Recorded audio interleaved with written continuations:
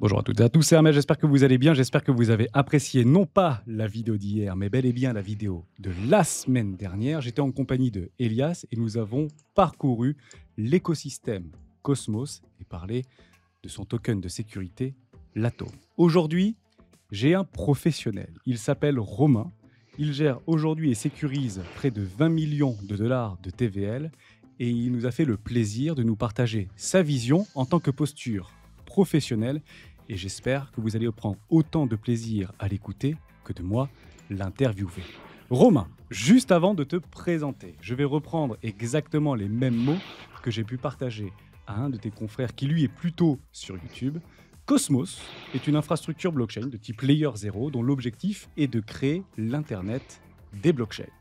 Cette plateforme vise à fournir une couche technologique permettant l'interconnexion et l'interopérabilité des multiples blockchains.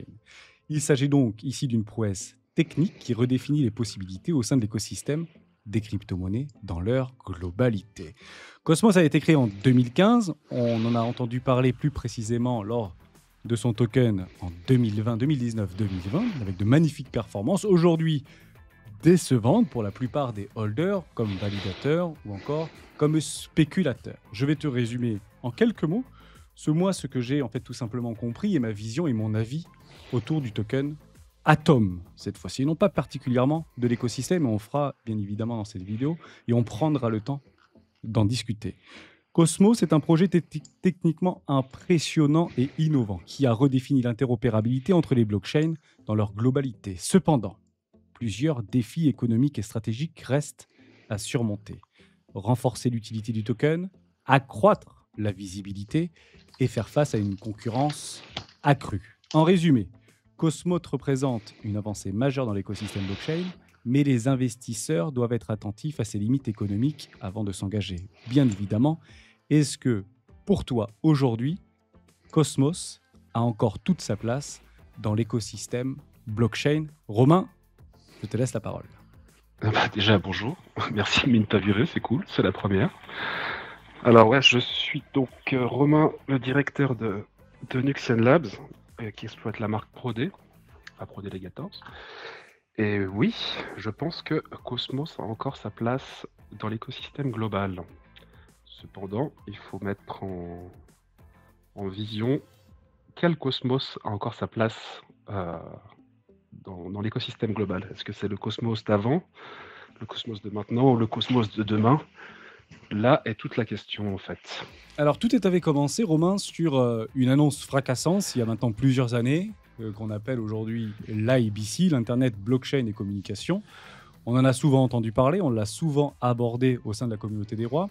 Est-ce que tu peux nous parler de ce socle aujourd'hui vis-à-vis du IBC et le rôle du token Atom par rapport à cette architecture, ce protocole?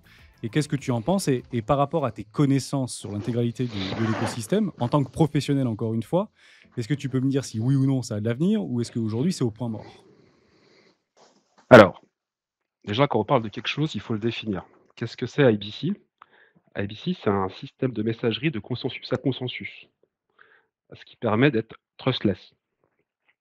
Donc voilà, donc, pour simplifier le truc, c'est comme un email, mais où tu peux faire passer des messages de contrôle d'une chaîne à une autre grâce au light client. Ce qu'il faut comprendre, c'est que IBC, c'est une partie du développement de Atom, enfin du Cosmos Hub, comme Comet VFT, qui est donc un consensus modulaire. Et c'est aussi partie de Atom, qui utilise Comet VFT et qui utilise aussi IBC. Et c'est la magie de tout ça, dont le Cosmos SDK aussi, qui permet que IBC fonctionne. Ce qui est magnifique, c'est que IBC, c'est permissionless et open source, et donc tout le monde peut se connecter à qui il veut à partir du moment où il y a un consensus avec des light clients possibles. Donc, ça n'a aucun intérêt de détenir du Atom à l'heure actuelle pour profiter de IBC. Cependant, enfin, oui et non, dans le sens où le Cosmos actuel ne profite pas d'IBC, mais le Cosmos du futur, qui est prévu par la nouvelle équipe, risque comment dire, de pouvoir avoir un fee d'exécution ou un offset de l'inflation grâce à IBC V2. Donc, pour résumer, Atom ne bénéficie pas de IBC pour le moment, techniquement parlant. Et en fait, dans quelle mesure, par rapport à la BCV2, c'est prévu pour quand? C'est vrai qu'on en a entendu parler et on l'a vu passer parce qu'on a fait pas mal de recherches depuis une semaine et notamment ceux qui détiennent sans pour autant en avoir, une conscience particulière par rapport à l'évolution du token qui est pour le coup au point mort. Est-ce que tu peux nous parler de cette innovation ou en tout cas de cette, mise à jour, cette update autour de l'IBC, 2 ou 2.0 et qu'est-ce que tu peux nous en dire par rapport à ça? Alors, en soi, IBC V2, ça restera quelque chose qui sera open source et installable par n'importe qui. Cependant, comme, tu as pu le savoir il y a pas longtemps, l'ICF, donc la fondation, qui s'occupe de gérer le Cosmos Hub au global, donc les produits plus Atom, est passé d'une situation où il choisissait des entreprises externes en steward, donc chaque entreprise s'occupait d'un des produits, de Comet, du Cosmos SDK, mais personne ne s'occupait de Atom en gros. Voilà, c'est faux. Il y a un formal qui s'occupait des mises à jour et du PSS et tout ça. La stratégie, on voit bien qu'elle n'a pas fonctionné parce qu'il y a eu un manque de DevRel et un manque d'onboarding. Donc ils ont dit, l'ICF: «OK, bah, si c'est comme ça, on va recentraliser, heu, les teams en rachetant Skip», comme disait Elias. Et Skip, en fait, vont être le point central de développement global pour tous les produits. Il faut savoir que Skip, alors c'est désolé, c'est une réponse un peu longue, mais voilà, il faut prendre tout le contexte. Skip, ils avaient déjà des produits, donc IBC Go, Skip.go et Skip Connect. Et ce qu'il faut savoir, c'est que quasiment tout le trafic IBC, au final, passait par SkipGo. Donc SkipGo, ça avait un volume à peu près d'1,5 milliard par mois, de volume. Qu'est-ce qui se passe si ce volume, finalement, il est routé directement par Atom? Alors vous allez me dire: «Bah, pas grand-chose, ça va faire des TX». Alors oui, mais ce que les gens ne savent pas, c'est que quand on fait des TX sur Atom, il y a un fee market et ce fee market burn des atomes, un peu comme le IP, 1449. Donc le truc malin, c'est de se dire: si Skip réutilise son Skip Go qui va s'appeler, Atom Go ou un truc comme ça, en faisant router tout sur le hub, en utilisant IPC V2 qui va connecter en direct, heu, Ethereum, Solana, Avax, enfin toutes ces blockchains au cœur du cosmos, les L2 aussi d'ailleurs, et ben, en fait, chaque transaction qui va passer par ce bridge passera automatiquement par Atom et va donc offset, enfin brûler du Atom, donc réduire le supply. Mais dans un terme plus financier, on va dire qu'il va offset l'inflation qui était assez grosse du token. Ce qui fait que ça deviendra super intéressant, bah, dans un futur assez proche, de pouvoir le faire. OK, mais quand Et tu toi, tu parles me parles de et ta c'est intéressant ce que tu dis, mais juste, avant de développer, tu parles que lorsque différentes blockchains, comme par exemple Solana, Binance Smart Chain ou encore d'autres blockchains plus ou moins capitalisées vont venir récupérer, cette place au sein du Cosmos Hub ou commencer à interagir via cette idée d'interopérabilité au sein du Cosmos Hub, bah, en fait, aujourd'hui, on ne voit pas ça. En fait, c'est toujours une supposition pour dire, voilà, aujourd'hui, on a un produit potentiellement extraordinaire, mais en fait, pour quelle raison, dans quel contexte, par quel prétexte, bah, en fait, ces blockchains-là vont utiliser cette nouvelle technologie ou ce protocole mis à jour et au pire, ils viendront peut-être pas, en fait. Est-ce qu'il y a tu peux nous donner des éléments par rapport à toi, à ta représentation, de ce que tu vois en tant que validateur, hein? Toi, tu vois les flux, c'est ça qui est super intéressant. C'est que toi, tu vois les transactions, toi, tu es en plein cœur du truc. Est-ce que tu vois du changement? Est-ce que tu vois des tests qui sont faits? Est-ce que tu vois des choses qui sont initiées? Est-ce que tu vois des voilà, est-ce que tu peux nous en dire plus là-dessus? Alors, pour faire simple, le IBC V2, en fait, c'est un autre IBC. C'est pas Je pense pas que V2, ça soit le bon mot.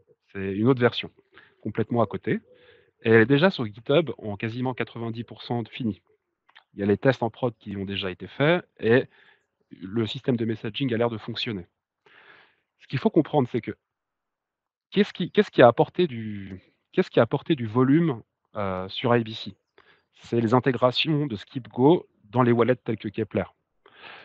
Ce que tu veux, grosso merdo, en tant que wallet, c'est faire l'usage, enfin l'UX et l'UI la plus simple pour que n'importe qui de Tata Martin, puissent faire un swap. Et la solution la plus simple, et qui prend le moins de temps pour l'instant, c'est des intents, choses qui vont être pris en charge dans SkipGo, et l'IBC V2. Donc en fait, il y aura un petit travail de BD pour aller interfacer Atom Go dans chaque wallet, mais une fois que ça c'est fait, que en fait, aucune blockchain n'a quelque chose à dire. C'est un smart IBC V2, c'est un smart contract que tu vas uploader sur une chaîne, pour faire simple, avec des relayers, mais ça c'est encore un autre problème technique.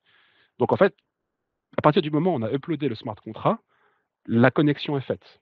Donc ensuite, c'est que du BD pour implémenter le Atom Go ou le Skip Go dans les wallets. OK, à ce moment-là précisément, parce qu'on en parlait pas plus tard que la semaine dernière, en effet, par rapport à cette technologie de smart contract. Donc, en somme, c'est une technologie qui va donc arriver et on en parlait pas mal par rapport à la contrainte autour du token, du coin Ethereum, qui lui n'est pas seulement un token de sécurité, mais bel et bien un token de smart contract et donc d'utilité. Donc là, ce que tu es en train de nous dire, c'est en fait l'atome tel qu'on le définit, et ici on peut donc parler d'atome, bah, ne sera donc plus comme il l'est actuellement un token de sécurité, mais bel et bien un token d'utilité, en plus d'être un token d'holder pour la gouvernance. Est-ce que c'est ça qu'il faut comprendre? Ce qu'il faut comprendre, c'est que pour le moment, on passe d'un token qui faisait effectivement que de la sécurité avec un hub simpliste à une transition où on est un hub product oriented. Et encore une fois, on pouvait aller voir sur le profil de Magnus, qui est donc le directeur avec Barry de la Interchain Labs, donc la nouvelle équipe qui va tout gérer. Il n'a pas mis les choses sur le papier encore sur le front du Cosmos Hub, mais dans ses tweets, il dit très bien qu'il veut rendre le hub le routeur interchain au global, et il explique qu'il veut rendre le hub l'oracle interchain. Donc ouvrir des market shares pour ça. C'est pas défini s'ils vont utiliser le Atom en tant que token de paiement ou à faire une fee abstraction. Tu peux payer en n'importe quel token et finalement tu as un change en Atom, mais je pense que c'est dans l'idée. Donc oui, là on passe d'un token de sécurité à un token de sécurité et d'utilité. En fait, ce que je dirais même plus, moi je trouve que c'est bullish en fait que ça change de direction. Parce que comme dans toute technologie qui devient disruptive, au début, on a les founders qui travaillent pour créer la technologie, qui sont idéalistes. Ça prend ou ça prend pas. Et une fois que ça prend, en fait, ils restent assez vite bloqués dans l'idéalisme geek, moins business. Chose qu'on a vue en fait, parce qu'on a vu que l'onboarding de chaîne, il n'était pas super bien fait. Il n'y avait pas vraiment de ressources allouées. Tout le monde essayait de dire ce n'était pas ma responsabilité, c'est la responsabilité de l'autre. Et donc ça péclotait, parce que c'était un mauvais management ou un management déficient, disons. Parce que c'était que des petites teams en fait à droite, à gauche qui faisaient des choses à droite. Et donc, souvent, ce qui se passe, c'est si la technologie est bonne, on va passer des founders idéalistes aux visionnaires pour avancer dans la S-curve de l'adoption. Et c'est un moment qui peut être très dangereux, parce que si le visionnaire est mauvais ou exécute mal, bah, la technologie peut être très bonne, mais ça va à zéro parce que bah, c'est pas bon, quoi. Mais en tout cas, on avance dans la S-curve. Et par contre, si la technologie est très bien et que le management est très bien derrière, c'est orienté business, orienté produit, bah là, ça explose.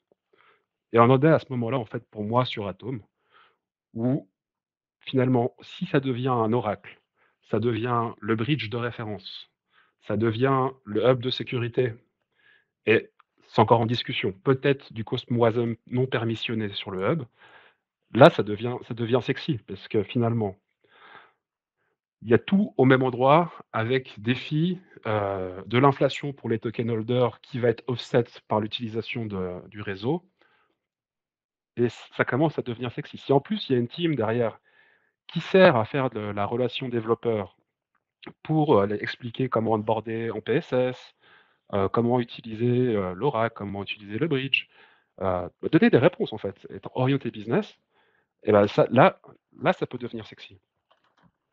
Parce que on peut regarder ce qu'on veut. La technologie, elle est utilisée. C'est une des technologies les plus utilisées, même, je pense, avant l'OP-Stack. Donc maintenant, tout ce qui reste à faire, c'est de dire, bon, on arrête de se toucher, on fait du business et on avance. Et c'est l'impression que me donne la team Skip, enfin Interchain Labs, et voilà. Ok, donc on avait bien compris qu'il y avait eu un changement, non pas de gouvernance, mais un changement de ressources par rapport à ce qui était fait par rapport à la team Skip, qui a été relocalisée au sein du hub Atom. Et d'ailleurs, je redéfinis un petit peu parce qu'on en avait beaucoup parlé la semaine dernière par rapport au rôle du token Atom, qui en fait avait initialement, et c'est ce qui avait séduit finalement toute la communauté naissance au sein de l'écosystème Cosmos, qui avait été prévu étant un token au cœur de l'écosystème. Donc si je reprends en fait ma petite vision, ma petite photo qui nous avait été vendue en fait peu de temps après, mais initialement, il y avait bien le Cosmos Hub, donc le premier Cosmos qui était Atom, qui aujourd'hui finalement s'est retrouvé à ne plus être le hub principal. Pire encore, un des hubs ou un des produits qui aujourd'hui a été relégué à la 7e, peut-être 8e, voire 9e place en termes de volume, si tu veux, en termes d'échange de valeur, si on pouvait l'appeler comme ça. Donc aujourd'hui, c'est ce qu'il est, on le comprend, on l'accepte, et finalement j'ai un mauvais mot à dire, mais on le subit. Atom reste bien sûr important dans tout ce qui est la sécurisation du réseau via le staking notamment, et très important par rapport à la gouvernance, à la prise de décision, pour rester en adéquation, notamment par rapport à la vision de Magnus qu'il essaye aujourd'hui de nous exposer, que tu essayes à travers toi ton travail de nous exposer. Mais au fond, et c'est toujours la même chose, il n'y a aucune contrainte à l'heure où je te parle. Mais tu nous expliques que si, il y a une potentielle contrainte qui va arriver. Dès lors, si tu nous parles de cette potentielle contrainte pour pouvoir redimensionner ou recalibrer Atom en tant que product fit, est-ce que tu peux nous résumer en fait les 4, les 5 product fit qui va, ou les ads ou les mises à jour qui vont être au sein du hub Atom, et là je parle encore une fois que de Atom, et c'est probablement ceux qui nous écoutent ce qui les intéresse le plus, qu'est-ce qu'il va y avoir en plus et de façon très claire et très précise. Toi, ce que tu vois déjà arriver au sein de tes validateurs et au sein de ton écosystème, toi en tant que professionnel, donc avec la casquette professionnelle, est-ce que tu peux nous donner des tips ou des choses que tu vois arriver, qui vont arriver, même si c'est peut-être pas clairement défini, qu'on nous a pas envoyé un accusé réception, mais tu dis, OK, actuellement on est là, donc on est très bas, hein, c'est parce que souvent quand on dit on est là, on est haut, mais en fait on est très très bas. OK, là on va arriver à la première marche, puis tu vas voir la deuxième marche, puis tu vas voir la troisième marche, puis tu vas voir la quatrième marche, et après à nous en tant que spéculateurs, investisseurs, voire traders, de se dire, OK, actuellement on est à la marche 0, et finalement on peut partir du principe que Atom est très probablement proche d'un point bas historique, et donne-nous une marche, donne-nous une deuxième marche, donne-nous une troisième marche que toi tu vois arriver, parce qu'en tant que validateur, je pense que techniquement parlant, tu dois t'y préparer. Alors, s'il faut résumer, alors, parce que je vais me répéter, hein, mais ce qui va arriver sous 6 mois, c'est ce qui a été annoncé par Magnus. Alors encore une fois, c'est officieux, mais c'est quand même marqué sur Twitter. Et les timelines, on les a vus sur un groupe qui s'appelle OG Atom Price. Donc c'est que de l'information qui est publique, mais pas officielle, au sens, c'est pas affiché sur le site de Atom. Atom a été repris comme produit, comme un vrai produit de l'Interchain Stack, chose qui n'était pas le cas avant. C'est affiché sur le site de l'Interchain, Atom est un produit de l'Interchain Stack. Donc, équipe dédiée. Cette équipe dédiée, elle va pousser IBC V2 pour devenir le bridge interchain global. Il y aura l'Atom Oracle qui est l'anciennement Skip Connect, qui va pouvoir vendre de l'Oracle dans la chaîne Atom, mais aussi dans toutes les autres chaînes grâce à IBC V2. Donc, on peut avoir des market share sur le business de l'Oracle, donc évoluer un peu contre Chainlinks. Ensuite, il y a la réduction du temps de bloc à 1 seconde, qui est prévue assez rapidement, pour justement améliorer la fluidité pour les bridging, pour l'Oracle. Ça. Il y a le PSS, le changement de tout ce qui est Replicated Security en PSS, mais ça, c'est un peu plus tech, moins business. Et il me semble que c'est tout pour le moment. Mais si c'est des choses qui me reviennent, je pourrais en reparler. Ah oui, et le Cosmwasm permissionné ou pas permissionné qui est en discussion. Tu peux nous en C'est ce dire qui plus risque d'arriver sous 6 mois. sur ce dernier point qui, par rapport à avec ou sans permission, ça définit quoi en réalité cet upside? En fait, il y a 2 discussions et c'est pas encore tranché. Neutron, c'est la chaîne permissionless, donc Neutron, c'est une chaîne Cosmwasm non permissionnée, donc tu peux uploader n'importe quoi en Cosmwasm sur Neutron. Alors que sur Atom actuellement, tu peux uploader des smart contracts en Cosmwasm, mais sous demande de gouvernance. Si on si on comprend un peu là où ça veut aller, l'idée, ça serait de faire le plus de hits de transactions sur Atom. Parce que plus il y a de transactions sur Atom, plus ça burn, plus ça offset de l'inflation, plus ça valorise le jeton. Le problème, c'est que si tu commences à avoir des produits bangers, genre l'IBC routing, l'Oracle, le PSS, une bonne relation développeur, tout ça, si tu uploads un smart contract qui met la chaîne en carafe, eh ben, tu l'as dans le cul, en fait, t'arrêtes tout. Donc, est-ce que il vaudrait mieux laisser le Cosmwasm permissionné sur le hub et utiliser Neutron comme une canary chain qui, lui, va prendre le risque des contrats non permissionnés et de se dire, bah, une fois qu'il y a une application qui marche vraiment très bien, qui est auditée, qui a battle testé avec le temps, hop, on lui fait une offre d'upload dans le Atom. Ou est-ce qu'on met directement le permissionless sur le Atom? Moi, je serais plus de dire, de faire la première, solution. De dire, bah, on fait la canary chain sur Neutron et ensuite on upload les smart contracts qui sont vraiment bien directement dans Atom. Je sais pas, qu'est-ce que tu en penses?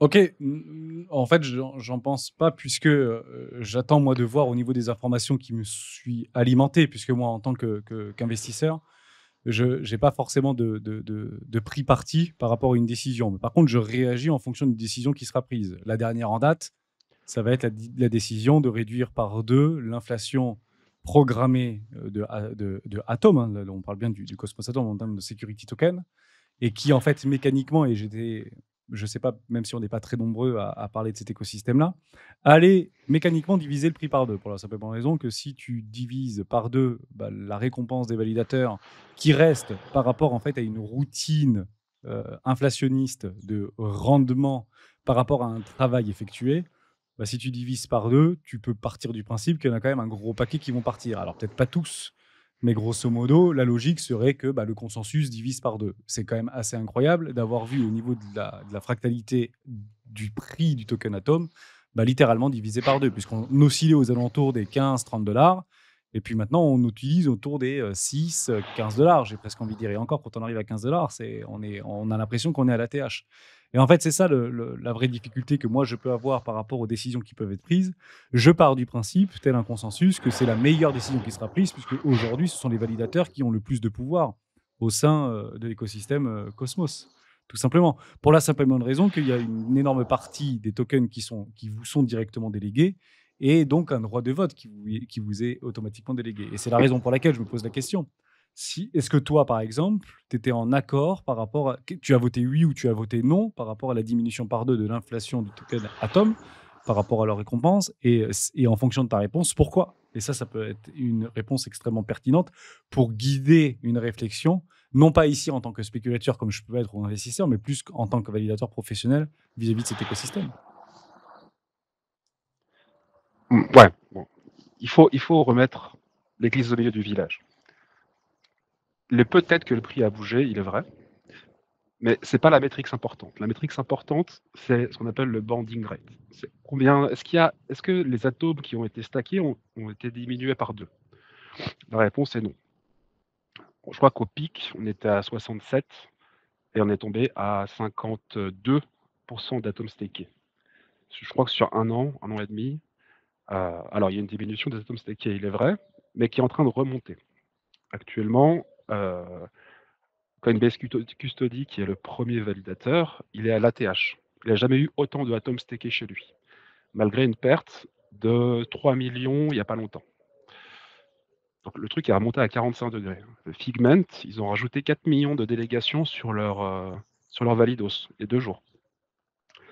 Donc ça bouge. Tu vois,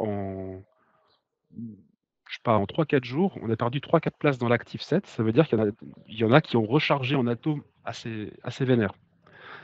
Et Donc il y a des trucs qui se quand tu passent. dis assez vénère, est-ce que tu peux nous donner un pourcentage? Est-ce que par rapport au nombre d'atomes qui sont stackés aujourd'hui, tu me parles de 4 millions sur une capitalisation en fait de 1,9 milliard ou 2 milliards de dollars de capitalisation? Quand on parle de 4 millions, même avec Mmh. une pondération de pression acheteuse non pas représentative par rapport à la capitalisation, mais bel et bien par rapport à la pression acheteuse vis-à-vis du collatéral qui est en face, en somme un acheteur et un vendeur, j'estime à peu près à Mmh. une pression de x5 à x7. C'est-à-dire que quand tu mets 4 millions, bah, grosso modo, ça fait une pression acheteuse à peu près de capitalistique entre 20 et 35 millions de dollars.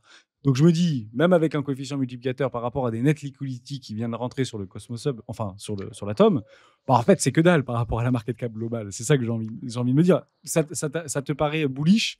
Ok, je le vois. Mais est-ce que tu peux me donner peut-être que j'ai un ordre de grandeur qui est biaisé, soit dit en passant. Alors, mais moi je te parle de 4 millions d'unités. Je te parle pas de Ah 4 oui, millions 4 de millions dollars. d'unités. Oui, bah donc tu multiplies automatiquement par Pour 6. pour voilà, et je te parle d'un seul acteur qui est VC. C'est des gens qui sont rationnels. C'est pas Jojo le clodo. Il va pas remettre 4 millions d'atomes pour se les faire pour aller à zéro, tu vois? Ouais, donc Donc moi ça fait ce plus de qui 10, ouais, m'intéresse ça fait plus de 10% du supply en fait, en termes de capitalisation. Ah oui, donc c'est quand même énorme. non, Waouh. c'est pas 10, je pense que ça doit faire même, ouais, 2. Mais c'est pas 2%, c'est pas pardon, ça la oui. question. Hein, ouais, c'est ça, 1%. Oui, tout à fait. Oui, C'est j'étais en milliards par rapport au c'est pas million, la ça fait question. La 50. Ok. la question c'est est-ce que c'est un acteur rationnel ou c'est un acteur irrationnel? Ok. Et c'est pour ça que si tu veux voir quelque chose qui a un sens, le bounding rate, donc le nombre de tokens stackés, c'est ce qui peut donner le pouls en fait de Atom. Si ça va, si tu es sur une pente descendante douce, bon bah tout le monde prend un peu des profits, ça va. Si ça crache vers le bas, bah, c'est que plus personne n'y croit, ça va à zéro. Si ça remonte comme ça monte maintenant, c'est qu'il y a des acteurs rationnels qui prennent donc plus que l'inflation pour le stacker. Et c'est là où, pour moi, c'est l'indicateur intéressant. C'est pas le prix. Parce que le prix, c'est un bêta du banding rate, en fait. Parce que quand tu vas unstake, tu vas vendre. Mais tu vois bien qu'il y a un delta, il y a 21 jours entre le fait que tu unstake et que tu vendes. Par contre, si ça stake, ça veut dire qu'il y a moins de flow vendeur, parce qu'il y a plus de stake. Donc, IMO, moi, si je devrais être un investisseur avisé, je regarderais le banding rate. C'est le point le plus important. D'accord. Et tu as un outil, il y a un site qui existe juste à regarder cet indicateur-là? Et à ce moment-là, on le partage directement Oui, dans la description. Ce serait où que je devrais aller pour aller regarder juste cet indicateur que tu me dis pour savoir si oui ou non il y a de l'appétence par rapport au réseau. Et là, on parle encore une fois d'Atom et on est très concentré sur Atom. Et après, on va s'élargir un tout petit peu plus tard dans notre entretien. Est-ce que tu as un site à me partager alors, par rapport à ça? alors, il y a 2 outils à regarder qui sont assez intéressants. Il y en a un sur Minscan. Vous pouvez cliquer sur la chaîne, typiquement en Cosmos, aller dans Validateur, ensuite trier par Voting Power et en token. Ça va afficher les 5 premiers validateurs.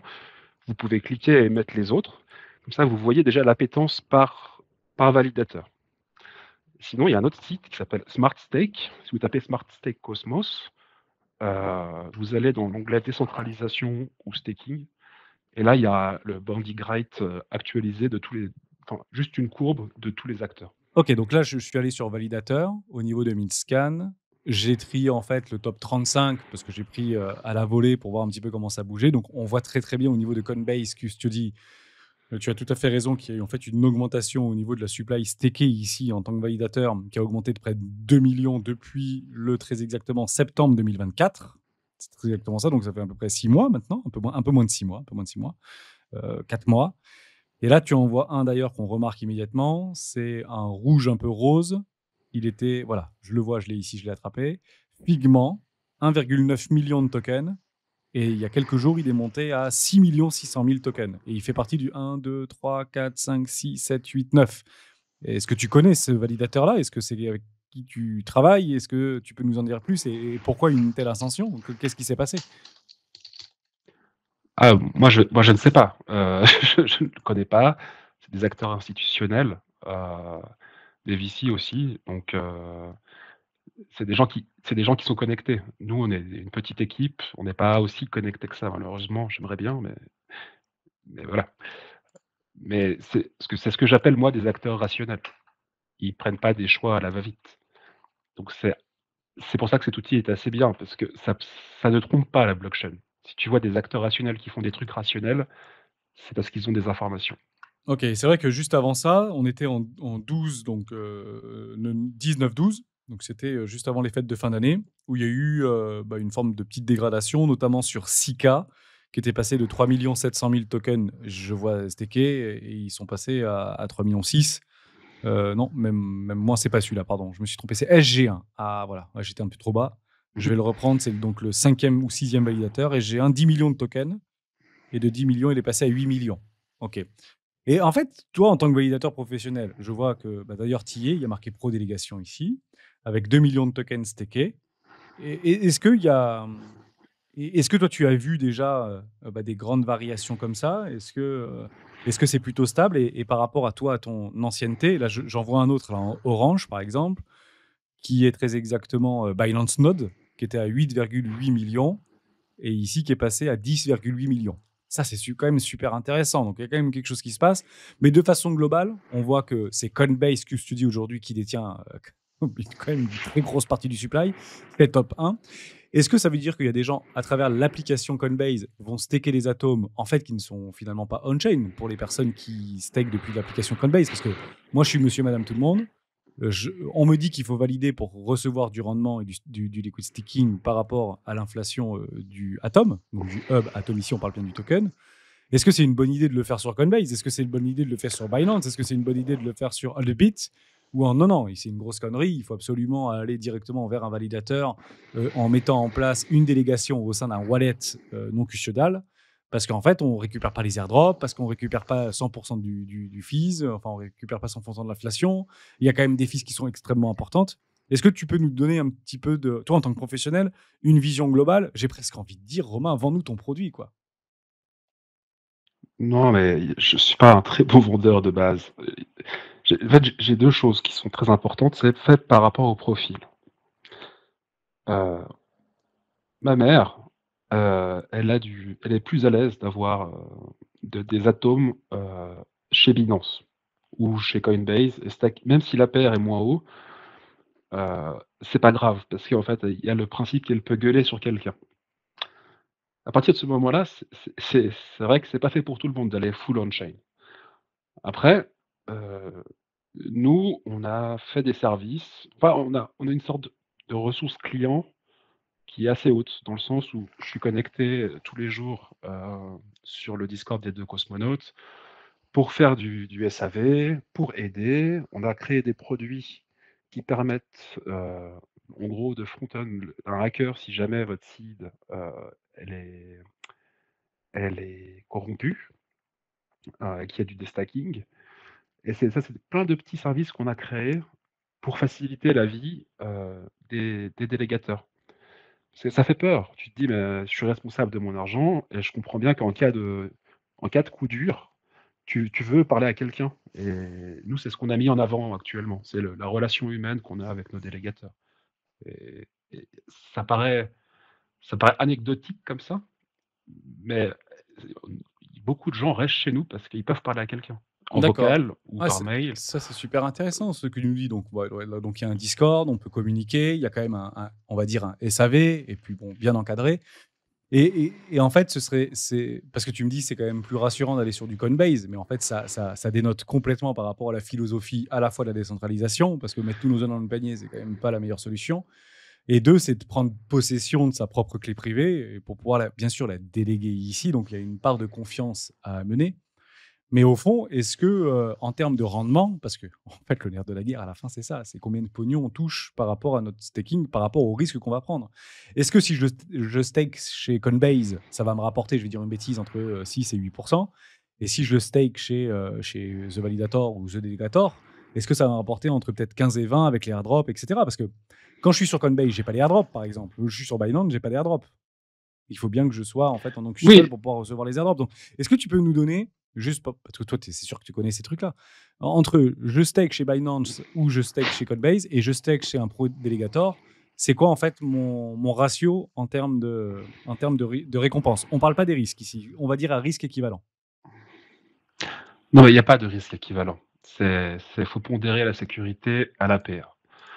C'est pas risqué de le faire on-chain. Tu gagneras plus à venir stacker chez Prodé ou venir stacker chez les copains de Enigma, Crossnest, tout ça, que d'aller stacker en interne chez Coinbase. Souvent, en plus, même si tu stacks on-chain, mais chez Coinbase, souvent ils sont exclus des airdrops et des choses comme ça. Donc, en fait, c'est deux profils de risque différents. Et c'est ce que je disais. À l'heure actuelle, moi, je suis stacké sur mon validateur, c'est ce qui semble normal. Et je n'ai pas utilisé un CEX depuis 2 ans et demi. Je peux arriver à tout faire depuis ici. Mais ça ne correspond pas à tout le monde. Et je pense en écart de performance, on est du simple au double. Et là, c'est au doigt mouillé, hein. Donc, je n'ai pas de Ok, chiffres mais précis c'est là-dessus. quand même Mais énorme. Tu te rends compte que si tu investis sur les marchés traditionnels, on parle de 1%, 2%, 3%, c'est exceptionnel en fait sur une période de temps relativement longue. Alors bien sûr ici, la temporalité, c'est ingérable, mais il est vrai que c'est quand même assez important d'avoir du kit au double par rapport à un pro délégateur vis-à-vis d'un Coinbase. D'ailleurs, je pose cette question, si dans les commentaires, il y a des gens qui sont intéressés de vouloir déléguer au sein de Romain et de l'écosystème de Romain aujourd'hui leurs propres atomes, sachant qu'il y a quand même des possibilités pour pouvoir récupérer en cas de mauvaises nouvelles ou en cas de tout ça. Et puis là, on va rentrer dans l'hyper détail à partir de maintenant. On a la possibilité de les staker plus rapidement, notamment en utilisant du liquid staking ou un petit peu comme Wrap, Ethereum par exemple, ou le ST-Sol par exemple. Ça, tu confirmes sans aucun problème que si en fait on veut pas rester, même si c'est peut-être un petit peu technique, mais j'imagine que tu proposes un SAV dans ce sens-là, mais c'est pas le moment, même si c'est pas le moment de paniquer, il y a quand même des possibilités de sortir plus vite, parce que tu nous parles de 21 jours ou de 29 jours, est-ce qu'il y a quand même des possibilités de sortir? alors, c'est très simple. Il n'y a pas longtemps, bon, il y a eu, ils ont inventé un truc qui s'appelle le liquid stacking module. Et je trouve que c'est très bien, parce que ça prouve si ton validateur il est in dans l'écosystème ou pas. Le liquid stacking module, c'est une modification du Cosmos SDK qui permet de stacker en dur donc tes atomes. Donc tu veux les stacker chez Prodé, tu te dis super, et là tu te dis je veux sortir. Alors soit tu as le choix d'unstake en dur et de dire bon bah je vais attendre 21, 30 jours, ça dépend des chaînes. Soit tu te dis en fait j'aimerais me liquid stacker depuis mon stacking qui est déjà fait. Et ça, c'est une nouvelle possibilité qui a été rendue possible par le liquid stacking module. Cependant, ton validateur doit, enfin, si ton validateur il n'a pas de stake propre en atome chez lui, cette option est annulée. Donc ton validateur, s'il veut te donner la possibilité de liquid stacker depuis du stake dur, il est obligé d'avoir un stake important.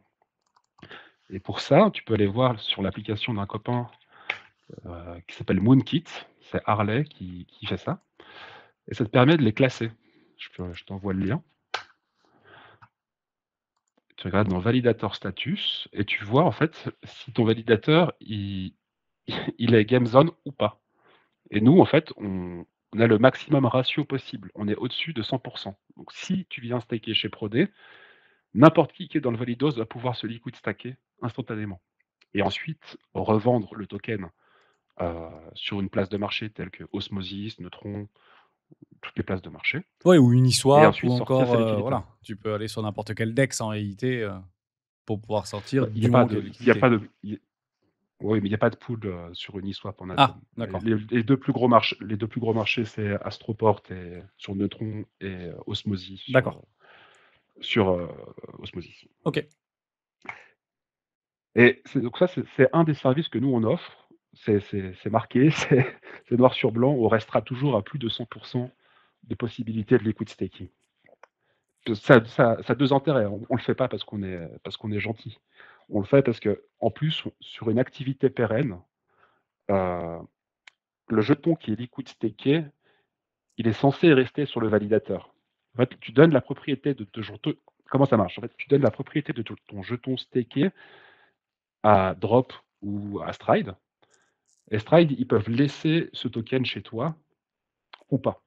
Et en gros, l'idée, c'est qu'en sortant de en liquid stacking, vous ne pâtissez pas sur le business de Prodé. Donc en fait, nous, on peut rester sur le long terme parce qu'on sait qu'on a un nombre d'atomes qui est plus ou moins stable. Donc c'est gagnant-gagnant pour tout le monde. Et c'est ça qui est super. Ok, donc en fait, c'est vrai qu'on a un peu dévié, mais c'est super intéressant pour le coup. C'est-à-dire que moi, j'ai des atomes, je vais dire, mais si j'en ai 10 000, je les fais passer Mhm. vers mon Kepler, Kepler vers ProDelegator, et toi, de ton côté, notamment avec Monkey, tu as la possibilité de faire du restaking pour pouvoir augmenter et faire un effet de levier. Et ça, c'est clairement un truc, tu nous accompagnes à le faire si on veut le faire, quoi, sans problème.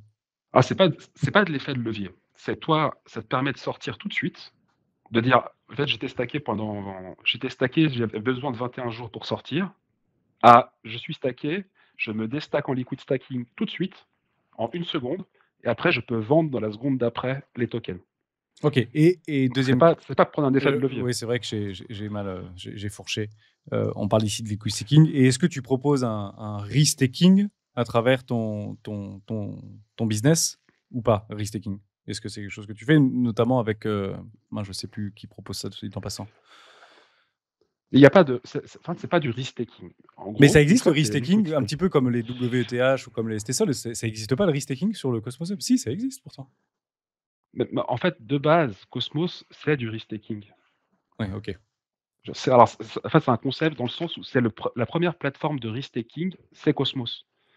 Parce que en fait, si tu es stacké chez Prodé, par exemple, tu vas recevoir des jetons de Stride, des jetons de Hélice, des jetons de Neutron, euh, automatiquement. Parce que Prodé valide ces chaînes-là en PSS.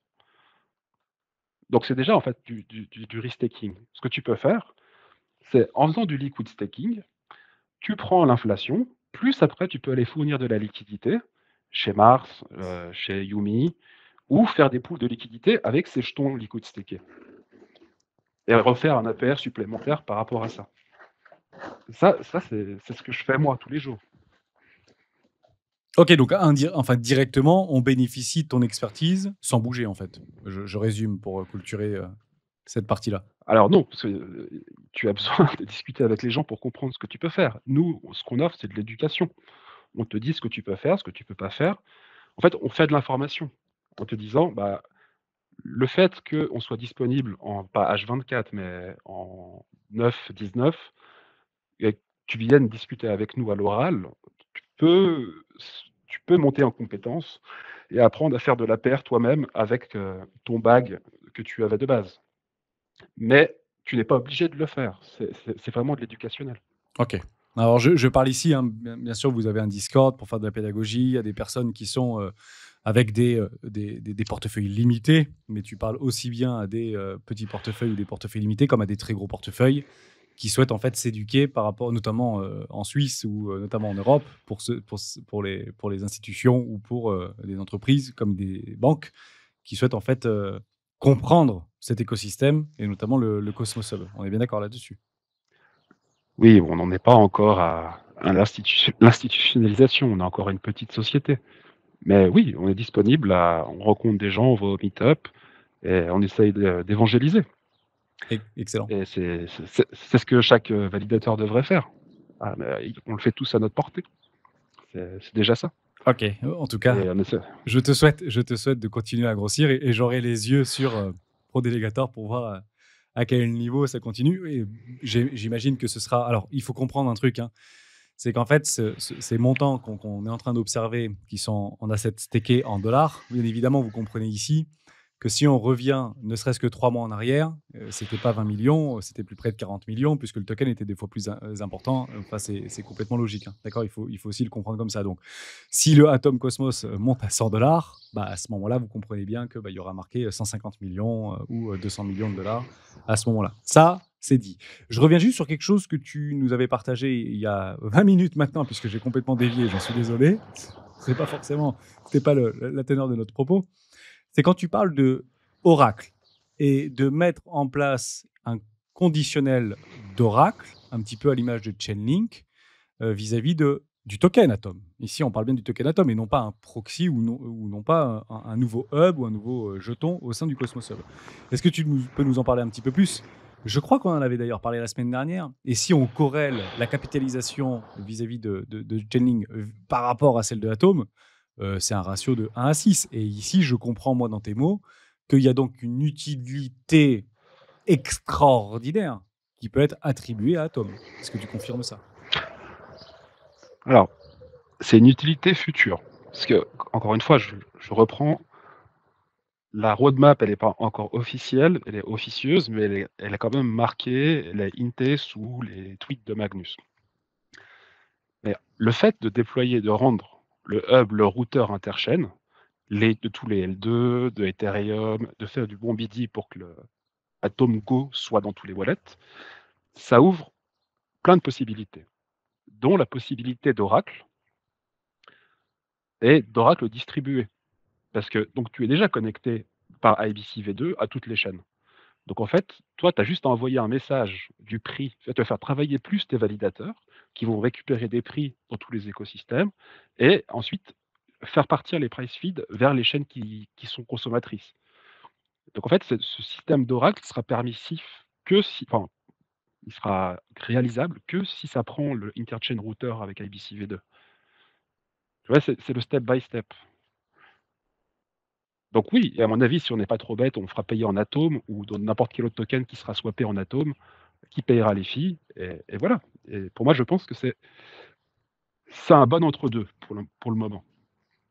Mais ce qui va être super important, ça va être de connecter tout le monde le plus vite possible avec IBC V2. Une fois que ça c'est fait, c'est que du business et du business développement. Ok, donc on parle ici donc de IBC V2, qui est initialement le ABC natif du Cosmos, qui est donc apparu en 2019-2020, si je me rappelle bien. Ou 2000, oui, tu pourras me le Mhm. confirmer. Est-ce qu'on peut en fait maintenant basculer, parce que je crois qu'on ça y est, on a bien compris l'idée même du socle technologique ou d'une upside, d'un update technologique par rapport au hub. Est-ce que tu peux nous parler maintenant de ICS 2.0? On l'a pas mal abordé la semaine dernière par rapport à l'amélioration ici pure du modèle économique, notamment à Atom, qui permet de sécuriser plusieurs chaînes sans qu'elles aient besoin en fait de créer leur propre token. Donc, si tu n'as pas besoin de créer ton propre token et d'utiliser la chaîne, notamment Atom, bah, tu as besoin d'avoir de l'Atom. Donc, ça fait une pression acheteuse de façon logique. Est-ce que tu peux nous en dire plus? Est-ce que ça pourrait potentiellement pousser sur l'adoption et faire croître l'adoption, ici encore une fois, du token d'Atom? Et puis après, pour continuer, on parlera institutionnalisation et on parlera écosystème tout entier. Est-ce que tu peux parler de ICS 2.0? Et toi, ce que tu en as compris, est-ce que tu vois par rapport à cette mise à jour? Alors, en fait, il faut comprendre qu'est-ce qu'il y avait avant. Avant, il y avait un truc qui s'appelait Replicated Security. Euh, donc, ça forçait quasiment tous les validos à, ça forçait sous peine de slashing, hein, donc à perdre des atomes sur le validos, de faire tourner les chaînes filles, donc Neutron et Stride. Ça, c'est plein parce que bah, les petits validateurs sur Cosmos, ils gagnent pas grand-chose. Ils n'arrivent pas à payer l'infra. Donc, on leur a mis comment dire, un peu une épée de Damoclès en disant, bah, si tu fais pas ça, tu vas perdre des atomes. Et donc ça, voilà, c'était pas possible. Donc on y sont arrivés avec une nouvelle idée, à dire, bah, en fait, la validation, ça a un marché. Donc on va faire ça de façon granulaire. Euh, un de mes associés a créé le business model pour ça et a créé tout un plan de comment une chaîne fille peut rentrer. Et ce qui se passe, c'est que chaque validateur peut in, pas in. En fait, tu as plusieurs modèles.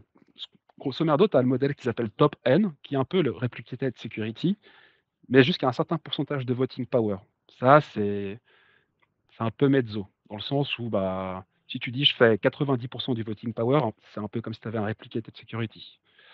Après, tu as un autre truc qui s'appelle donc la top N, et l'autre c'est, j'ai plus le nom technique, mais c'est la chaîne fille qui va pique les validateurs. Donc elle peut faire typiquement Elis, ils ont choisi 40 validateurs sur les 180. Et en fait, ça permet de réduire le coût de validation pour la chaîne fille. Dans le sens où avant, tu étais obligé de payer tout le monde, mais tu payais peanuts. En fait, quand on choisit 40, tu peux commencer à les payer correctement et avoir du bon matos qui tombe derrière. Donc en fait, PSS, c'est quoi? C'est juste la création d'un marché de validation qui n'existait pas avant, une création de marché vraiment capitalistique et pas un truc communiste où tout le monde était obligé de suivre, ou sinon c'était le bâton. Je sais pas si c'était très clair comme explication, mais pose-moi des questions, je te répondrai un peu plus profondément Non, non, mais sur je te un laisse, point bien précis. Non, non, mais je te laisse finir là-dessus. Mais c'est vrai que par rapport à ce modèle ou ce nouveau modèle économique, parce que on en a parlé quand même comme quelque chose de game changer de l'ICS 2.0. En tout cas, c'est comme ça qu'il a été partagé sur différents médias. Et en fait, au fond, aujourd'hui, bah, on ressent pas en fait ce game changing. On ressent pas cet effet waouh, le truc qui nous manquait pour pouvoir en fait cabrer la fameuse contrainte, si tu veux, ou la fameuse utilité, ou le cercle virtueux. Voilà, on va le dire comme ça, le cercle virtueux au sein du premier hub de Cosmos, qui est en fait initialement l'atome. C'est ça en fait que je veux dire. Alors, ok, alors on reprend la pensée globale. J'ai exprimé le fait qu'il y avait un problème de relation et d'onboarding au début de la vidéo, et c'était dû à la fragmentation des équipes. Il n'y avait pas un one-stop shop où tu disais ah j'aimerais être une chaîne ICS, aidez-moi à faire. En fait, personne ne voulait prendre le rôle, ou on le faisait à moitié, ça jouait pas. Avec le rachat de Skip, il y a une partie de l'équipe de Skip qui est dédiée à ça, qui va être le one-stop shop en disant bah salut, je suis tel projet, j'aimerais rentrer, ou l'équipe de Skip va dire bah, comment on peut t'aider, alors j'ai besoin de ça, ça, ça, ça, ça, et là il va y avoir du répondant. Et c'est ce qui manquait avant à PSS, c'est qu'il n'y avait pas de one-stop shop où tu peux parler à des professionnels qui sont dédiés à faire ça pour avancer. C'était que soit des petites équipes, c'était la ADAO, mais qui n'avaient pas le temps, ou ça allait discuter avec un formal, et puis ils n'avaient pas le temps parce qu'il fallait qu'ils développent leur boîte privée. Enfin, il y avait plein de petits trucs. Et cette recentralisation sur Skip, c'est ce qui, à mon avis, dans le futur, va rationaliser l'onboarding de chaîne. Après, qu'ils utilisent le Atom ou pas le Atom pour être alignés, c'est un autre problème. Mais quand tu mets tout en cohérence, que tu vois qu'il y a des acteurs rationnels qui rachètent, tu vois que on recentralise un peu pour le DevRel et l'onboarding, euh, tu te dis, ça, il y a un truc qui a l'air de shifter dans le marché. Tu sais pas ce que c'est, hein. On est encore sur des prix qui sont équivalents à 2021, mais il y a quelque chose qui est en train de bouger. Et donc, si on règle ce problème d'onboarding et de relations développeurs, je vois pas trop ce qui peut arrêter. Ouais, je comprends bien. En fait, tu nous expliques de façon assez limpide que je suis un projet, je souhaite monter mon architecture et mon infrastructure décentralisée sur le Cosmos Hub. Je pouvais appeler personne, personne pour m'aider. J'avais des petites équipes qui étaient surbookées et quand j'envoyais un mail, personne ne me répondait. En fait, c'est ça que tu es en train de m'expliquer de façon très concrète. Voilà, alors, sans parler que le produit n'était pas encore relativement bien fini. Dans le sens où je considère que l'ICS, enfin le PSS, c'est bien à partir de la dernière, le V21. Il y a 2-3 soucis encore, mais c'est 2-3 bugs techniques. Mais oui, je pense que le produit est fini depuis la dernière mise à jour réellement. Et quand je te dis fini, c'est que ça marchait avant et qu'il y avait 2-3 petits bugs, et que depuis la V21, c'est pas mal. Et voilà, mais oui, Ok, donc globalement. en fait, ce qu'on attend dans un futur plus ou moins proche, donc on peut parler ici, tu nous en parlais tout à l'heure par rapport à 6 mois, donc d'ici à 6 mois, J'ai presque envie de faire une analogie entre, OK, ce qui s'est passé entre moi, la première fois que j'ai acheté de l'atome, 2020. 2020, ouais, à peu près. Entre aujourd'hui, 2025, on arrive au même point de départ. Entre la promesse, qui en fait la promesse est finalement le contrat qu'on va passer avec un projet sans en avoir en fait l'aboutissement premier. Vous avez ici la preuve qui est en fait anticipée par une perception du marché global, que ce soit en termes d'adoption ou en termes de hype autour de la blockchain en général. Je comprends bien que les promesses d'Atom étaient extrêmement intéressantes et que aujourd'hui, sur les 5 dernières années, par rapport à ce qui va se passer dans les 5 prochains mois, en fait, tu nous dis, ben voilà, on est prêt, on n'a pas rien fait depuis les 5 dernières années, et toute la valeur aujourd'hui de ce que peut représenter, un, le Cosmos Hub, et on va en parler juste après, et deux, son token sécurité qui, de toute manière, doit continuer à sécuriser le réseau, que ce soit par intermédiaire ou directement via son token, et avec des nouvelles features qui peuvent arriver, notamment, on parle d'Oracle, on parle de potentiellement smart contract, on parle potentiellement de plein de choses comme ça. En fait, tout ça, ça va s'exprimer dans les potentiellement 6 prochains mois. Ouais, faut pas le prendre comme ça. Faut le prendre dans le sens où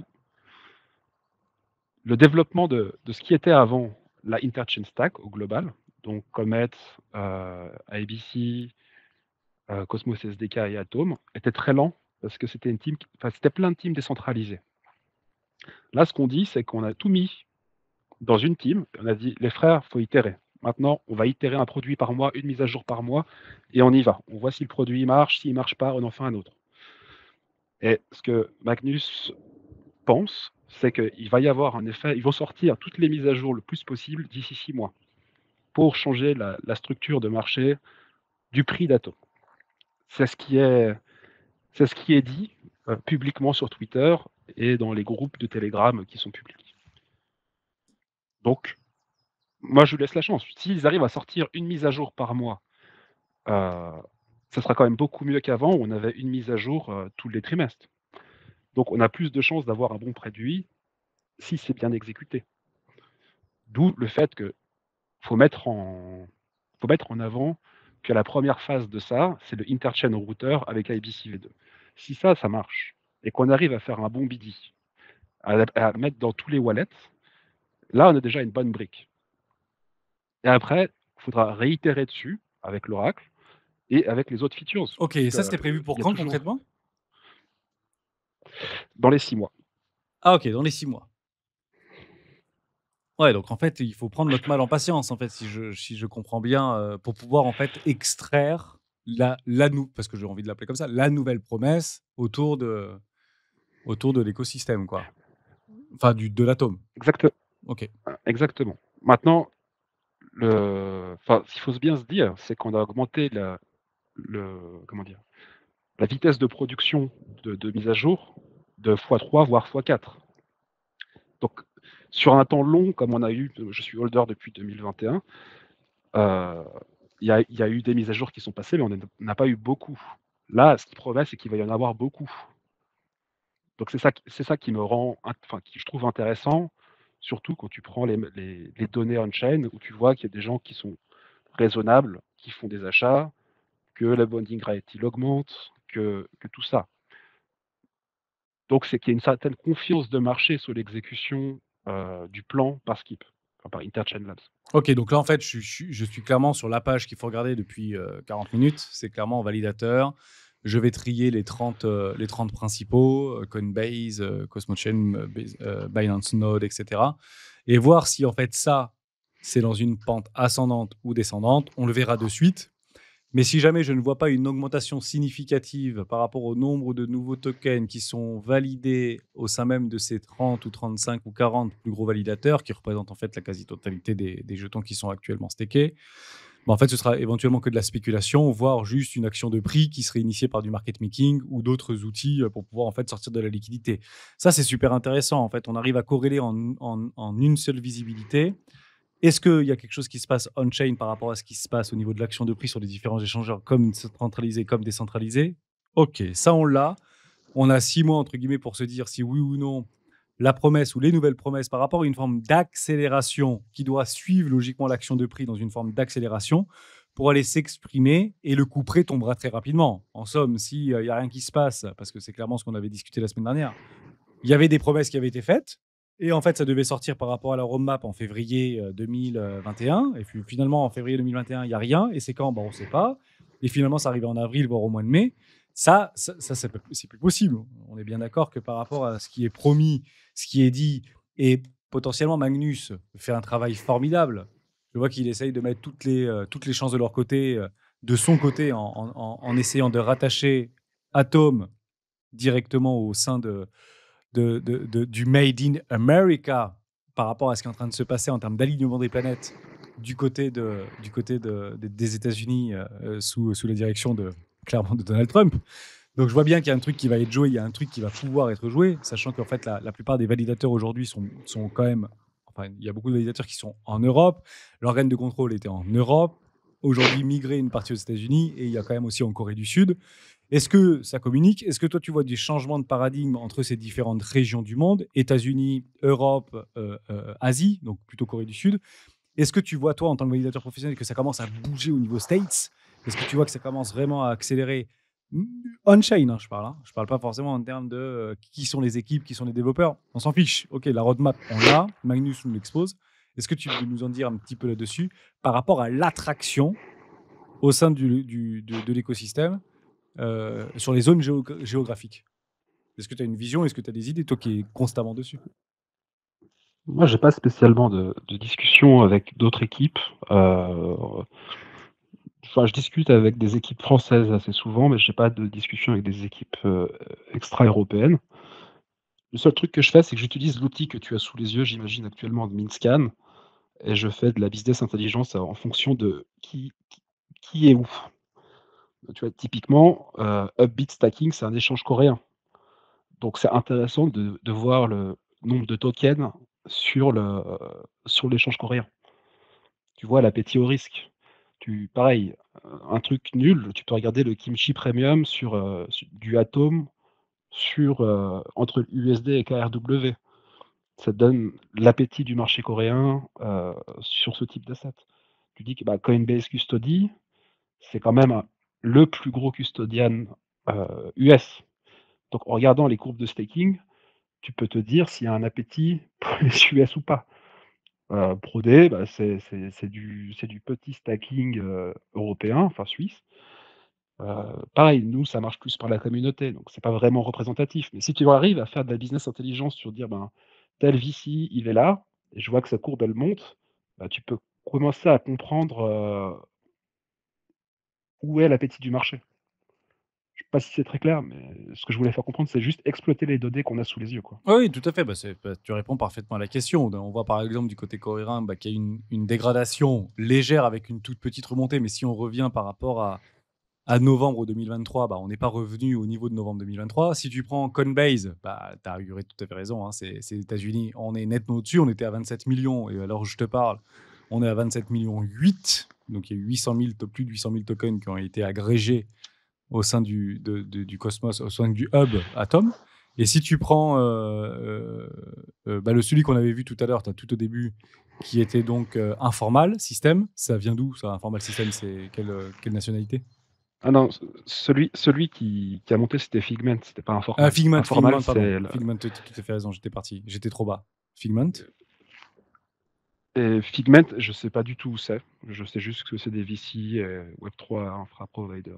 Ok, donc des VC Mais qui spéculent. Ouais, d'accord, ok, donc des VC qui doivent piffrer quelque chose par rapport à leur travail quant sur l'écosystème. Ah bon, ça nous donne quand même des éléments plutôt pertinents pour pouvoir faire ça. Dernière question, et comme ça on passe et on arrête avec Atom. Toi, tu es bullish et ça me donnera en fait ma transition. Si tu dois aujourd'hui comparer Atom à l'ensemble de l'écosystème du Cosmos Hub, est-ce que toi, tu es full Atom? En fait, non, parce qu'on voit par rapport à Prodegator qu'aujourd'hui, tu as également du DYDX, tu as également de l'Osmosis, mais il est vrai que la grosse pondération, qui est en fait dirigée par rapport à des communautés existantes, sont plutôt aujourd'hui à plus de 70%, voire 80% dans le Cosmos Hub, donc ici Atom. Est-ce que tu peux nous en dire quelques mots. Est-ce que tu es plutôt bullish Osmosis? Est-ce que plutôt bullish DYDX? T'en as d'autres d'ailleurs, tu as Noble, mais actuellement, Noble n'a pas encore fait de hard drop et il devrait arriver incessamment bientôt, hein, on touche du bois. Et puis, ceux qui sont actuellement validateurs auront une cote-part de Noble s'ils venaient à faire un airdrop. Dis-nous en plus là-dessus, parce qu'on voit par rapport à validateur que tu es quand même surpondéré et presque all-in Atom en réalité. Alors non, il faut remettre l'église au milieu du village. Je suis pas bullish Atom. Je regarde des métriques et j'essaie d'avoir un regard froid sur ce qu'il y a. Je regarde aussi comment on appelle ça? Des specs qui font. En fait, notre théorie, c'est que la sécurité partagée, ça doit être quelque chose sur un avenir long. En termes de sécurité partagée, les 3 premiers, c'est Polkadot, Avax, Cosmos. Et il y a des trade-offs partout. Et je pense que le meilleur trade-off, c'est Cosmos. Donc je suis bullish parce que je pense que la sécurité partagée, c'est un monde. Après, ça se trouve, c'est pas un monde. On peut voir que Eigenlayer, ça ralentit fort, parce que c'est aussi de la sécurité partagée. On peut voir que Karak, ça fait des Karak bistouilles, tu vois, voilà, c'est quasiment mort. Symbiotique, c'est sorti hier, je vois pas la hype.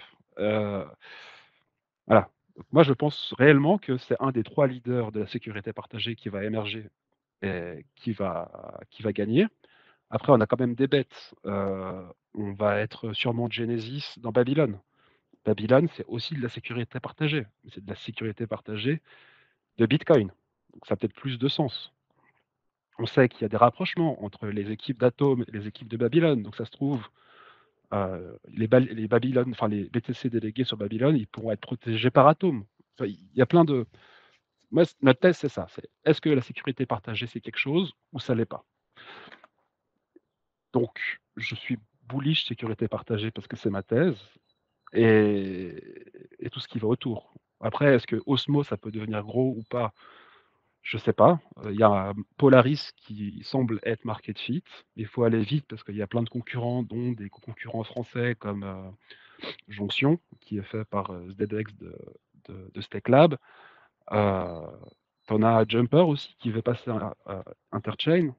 Il y en a d'autres. Donc tu vois, Osmosis aussi, ils ont des concurrents. En fait, il faut que ça aille vite, il faut que ça délivre, et il faut que ça se maintienne sur le temps. Donc c'est très compliqué de prendre des positions. Tu vois, typiquement DYDX, pour nous, c'est le leader, mais les chiffres nous donnent l'inverse. On voit bien que Hyperliquid, ça a pris des parts de marché. Maintenant, est-ce que Hyperliquid, ça peut rester sur le long terme? Ça doit encore diluer son token. Et tout ça. Enfin, c'est des choses qui sont assez compliquées. Donc nous, on essaye de prendre le leader marché, d'aller sur le leader marché et, et essayer de grossir comme ça. Mais c'est assez difficile. C'est pas un monde simple. Hein. C'est pas un monde simple la validation. Donc Ouais, je comprends tout à fait. Et comme tu j'ai prends peut-être pas l'exemple répondu. très de Hype Liquid par rapport à DYDX, c'est vrai qu'il y a une forme d'aspiration complètement sur le. Parce qu'ils font en fait, on peut dire le même métier, hein, c'est sur les perpétuels futurs. Hype, c'est 8 milliards de capitalisation. Or, si on le reprend un petit peu nativement, DYDX, alors je ne sais pas si j'ai le truc, non, parce que 8 mars, on était rentré à 2 milliards de capitalisation. Donc aujourd'hui, c'est 2 fois plus par rapport au point haut au niveau de DYDX. C'était quoi les grandes différences toi qui es en fait sur les deux, est-ce qu'au niveau de toi, de ta communication, on te dit punaise, il se passe un truc sur Hype, donc il faut dégager de DYDX, parler sur Hype pour telle et telle raison? Est-ce que tu as une vision globale par rapport à ça ou est-ce que tu restes focus par rapport à ta thèse de marché ou ta thèse d'investissement sur les différents réseaux que tu vas sécuriser tout simplement? Non, non, nous, on part pas de DYDX. Bien au contraire, on essaie d'apporter une plus-value, autant que ce soit au niveau de l'infra qu'en termes de conseils ou autre, à qui veut bien l'entendre. Mais on va pas partir pour Hype pour ce point-là. C'est pas dérangeant. Le truc, c'est que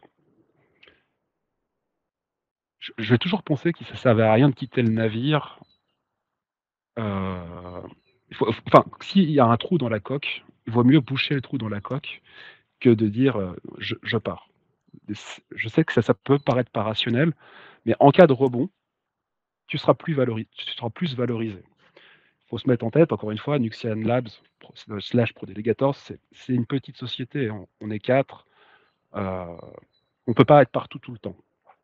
aller sur tous les projets hype, comme hype en l'occurrence, on n'a pas le temps de se battre en fait. Donc on préfère rentrer sur des acteurs rationnels qui sont là depuis un petit moment et créer une proximité avec les fondations pour essayer de faire un travail correct. Donc, donc voilà, c'est un peu ça que je voulais dire. On ne va pas aller sur hype tout de suite, parce qu'en plus, nous, on a une communauté derrière. On ne peut pas les faire rentrer sur des tokens qui ont des critères qui ne correspondent pas. Donc c'est un peu comme si on mettait, si on affiche prodé sur hype, c'est comme si on validerait le token et les gens ils iraient in là-dedans, alors que c'est pas le cas. D'accord. Et toi, ce serait quoi tes critères de sélection de façon rationnelle? Parce que moi, j'ai une vision analyste. Toi, tu as une vision validateur, donc technique, je vais dire informatique, pour essayer de faire une analogie. Et c'est quoi, en fait, tes critères de sélection? Et si aujourd'hui, tu n'es pas allé sur Hype sans prendre en compte forcément l'historique, parce que, au fond, bah, c'est vrai qu'on manque un petit peu d'historique. Il y a eu une hype, et ça porte bien son nom. Mais aujourd'hui, on parle quand même de. C'est pas une hype par rapport à un déplacement de prix, c'est une hype par rapport à la capture de la capitalisation qui, aujourd'hui, sur l'ensemble de l'écosystème Cosmos, représente un peu plus de 22 milliards de dollars de capitalisation. Et Hype, c'est 8 milliards de capitalisation. Le machin, il bouffe dans le paysage du Cosmos Hub un tiers, plus d'un tiers du paysage. Est-ce que tu peux l'expliquer? Est-ce que c'est pour toi justifié? Elias tentait de nous le justifier parce qu'ils avaient pris un risque extraordinaire et finalement, on reparle toujours de ça, la promesse par rapport à la preuve a été surpassée. Est-ce que tu restes dans cette logique et sinon, dans le cas contraire, est-ce que tu peux nous expliquer ou nous schématiser de façon extrêmement simple tes points de validation, quoi, ou comment tu structures finalement ton idée rationnelle pour pouvoir rentrer sur un projet ou ne pas rentrer sur un projet et après on s'ouvre à l'écosystème global, l'écosystème blockchain. Non, nous c'est assez simple. On rentre sous les tokens dilués, où les VC ils ont déjà eu la possibilité de dumper, et les tokens plus ou moins non hypés.